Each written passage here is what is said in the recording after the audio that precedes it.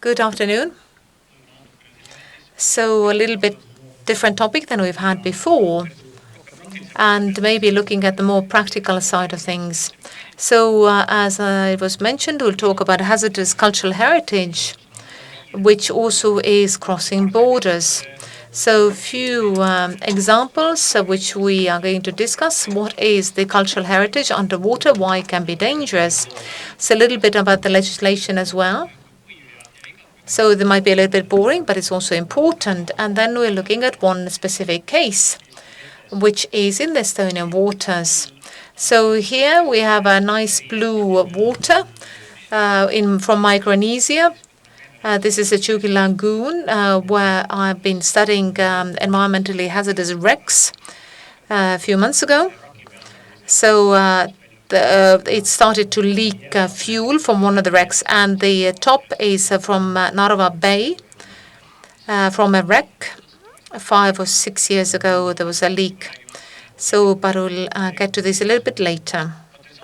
So potentially, environmentally hazardous wrecks and cultural heritage. So first of all, the question is that when it become a problem.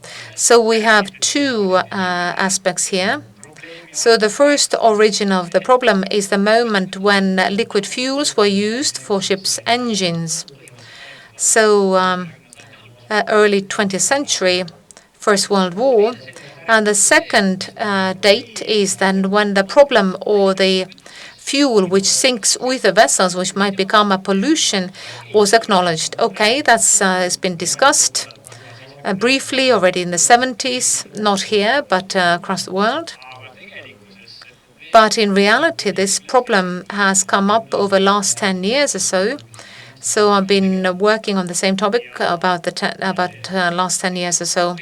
So in principle, it is so these wrecks are starting to get tired underwater because whatever is underwater breaks, rusts, and there is a moment in time when these wrecks will collapse and the fuel inside will sink to the bottom, to the sediments or surfaces, and ends up in the seashore, nature protection area, somewhere else. So what can we do about this? Do we just wait until something will happen, or are we going to do something preventative measures? Shall we pump them, which is very expensive, or shall we wait until they collapse, the fuel leaks, and then we clean it up? Also, it's actually even more expensive. In my previous life, I worked in the Police and Border Guard Board, and we were responsible for the maritime cleanup actions, and we do not have mass behind it, but 1 unit of fuel takes X euros. When it reaches the shore, it takes 10 times X euros, so it becomes 10 times more expensive to do a cleanup from the shore.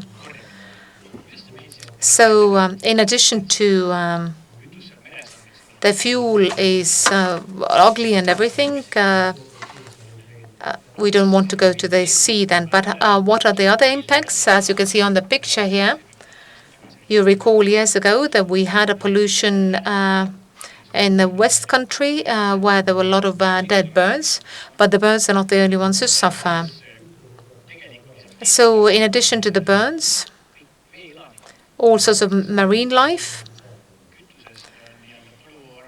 because they are polyaromatic carbohydrates, which are cancerogenic. They cause cancer. And they are being stored, starting from all sorts of mollusks and other sea creatures, and they end up on our crustaceans, and so they can have a longer-term impact. So across the world, we have about 8,500 at least environmentally hazardous wrecks in Estonia. Then here I have a picture of the photo. We have a situation right now where all the black dots there are wrecks which we know about. So these have been mapped by the Transportation Board, and yellow circles are the ones which are environmentally hazardous. So we have to pay attention to one thing. These are all estimates, because in order to assess the danger to the environment, we have to look at every wreck separately. And before the final confirmation, we have to go and drill and be invasive to check if there is fuel in there. So this has not been done in these cases, but this is tabletop historic data that these are the ships which used liquid fuel for propulsion. So it is very likely that there is fuel there. And Estonian state, actually, the government has been quite active when it comes to environmentally hazardous wrecks since 2016. So we've been assessing which are the wrecks which pose the biggest danger. So there have been more thorough audits carried out. But this is not the cheapest thing to do. And perhaps this is not always the topic which has the most public interest. So the process is ongoing, but quite quietly, but it's ongoing. So as things are today, we have about 50 or 60 hazardous wrecks in Estonia. Why it's 50, 60? Because this figure always changes, because we get more knowledge. And there's a lot of red areas. So this has not been studied or mapped yet. So there are new wrecks as well, we find. Some have been studied. We can say that they're not environmentally hazardous because there's nothing left, for example, and then we can take some off the list. But it's about 60. So in Sweden, there's over 300. So where we have the borders coming in. So if you think about the Baltic Sea, so it's a big pond, really, especially if we talk about the world scale. So if in the Pacific Ocean,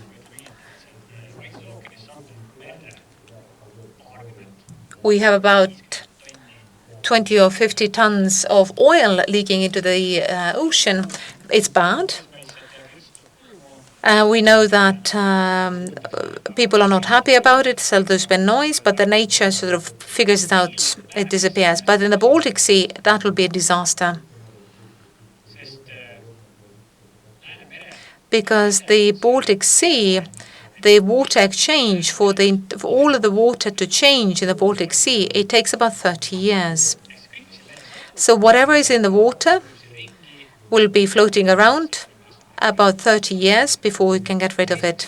Then second thing, that fuel or any pollution doesn't have to be fuel. It's not only the coastal state issue. If you look at the Bay of Finland, between Tallinn and Helsinki, it's a little bit over 60 kilometers of distance as the crow flies. Middle of the Bay of Finland, if there is a leakage, then it's only question of wind. Because if the wind changes, it becomes a problem of another country. It depends where the pollution is going to. So Bay of Finland is extreme because it's very small, but it doesn't really matter where in the Baltic Sea we have more of a pollution. It impacts all of us because of the nature, living organisms which are being polluted. Now a little bit of a legal base. So it's a nice colorful map which has a lot of curved lines. These are different borders, because on the land it's easy. You have a border, country one side and the other side, but the sea is a little bit more complicated. So we can mention three important lines here. Is a red one, which is territorial waters. And then this is whatever is on the land side of it. This is where the coastal state sovereignty applies.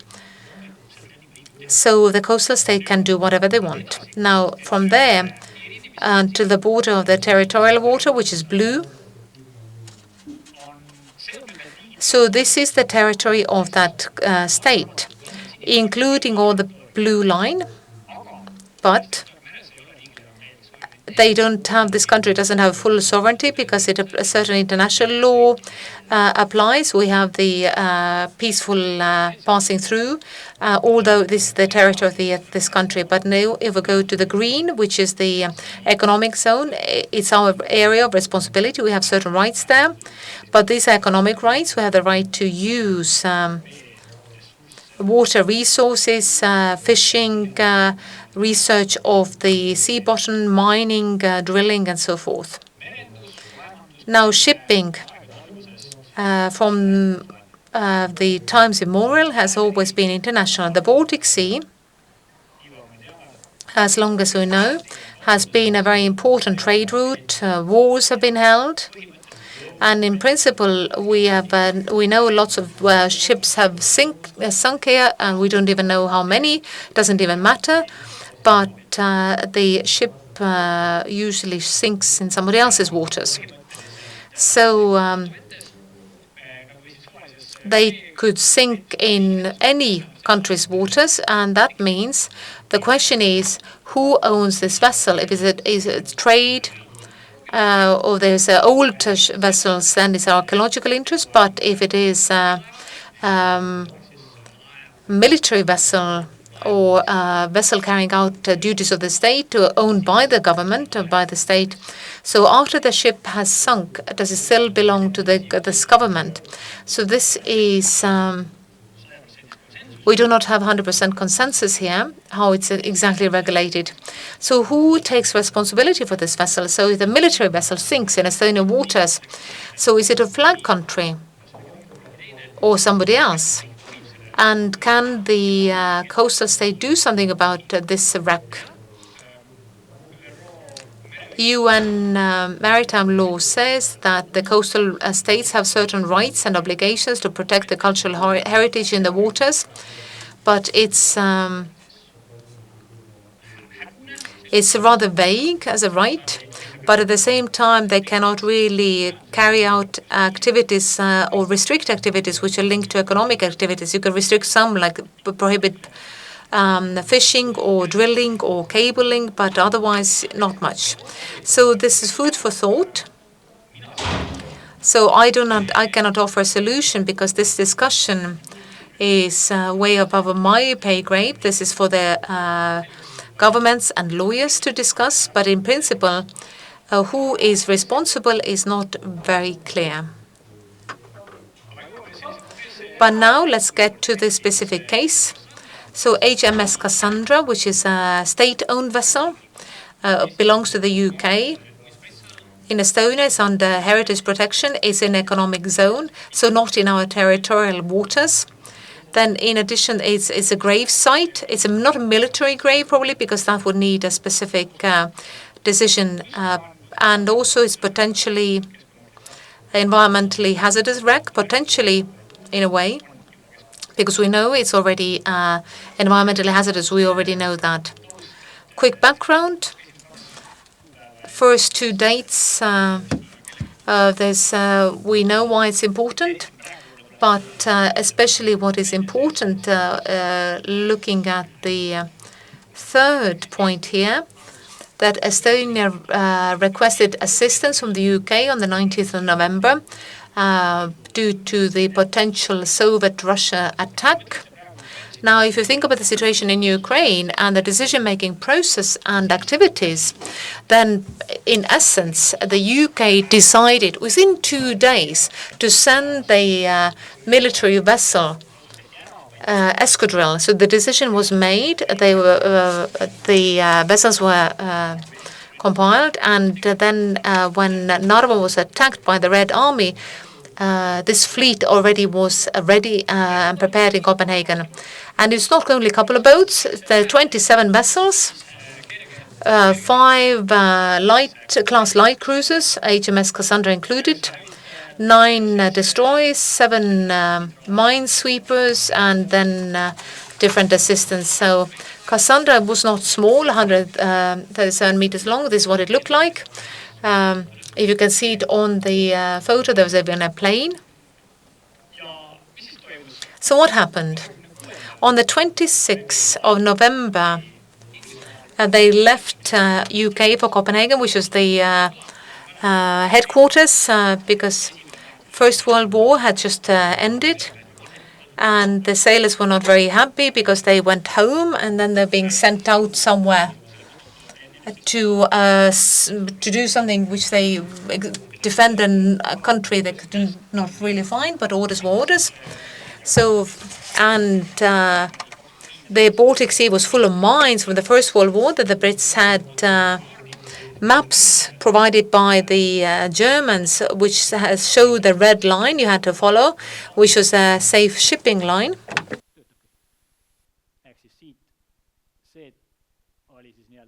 So this was trawled path you could take in order to get to Tallinn in a safe way. And now they went to Latvia, handed over some equipment, moved on. And at a certain time, they could see that we are rushing. We can't get to Osmussaare when we have agreed with the pilot ship. We had to take a shortcut. It was a weird decision, and they should have not taken a shortcut. So that means that they, of course, ended up on a mine.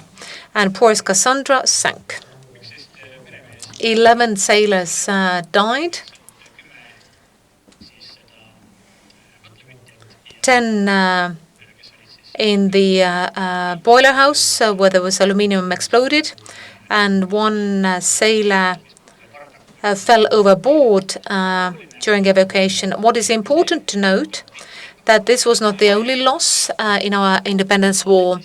Total over 200 vessels were sent here, and over 100 sailors actually died. So this was quite a significant operation.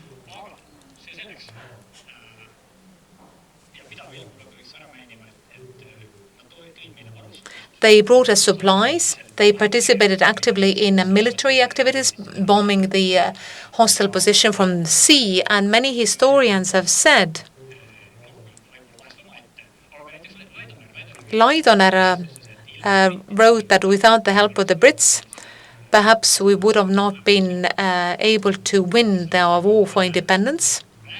So this is not something which is not discussed much, but it's one of these facts of this assistance, but we have to recognize that. So Cassandra's location, so it's 95 meters deep, very well survived. We have some photos. So 2023 we had the first assessment of the wreck regarding the hazard to the environment. In order to understand what the situation is, you can see that it's survived very well. Very nice looking wreck on over 100 years at the bottom of the sea, but it looks good. Then, in addition to the fuel, which is of environmentally hazardous, there are some other issues like there's ammunition. These are for torpedoes, you can see there.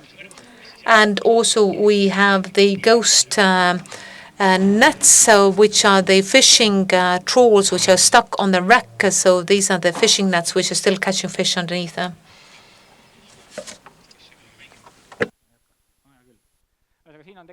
So here you can see the leak. The video is not working for some reason.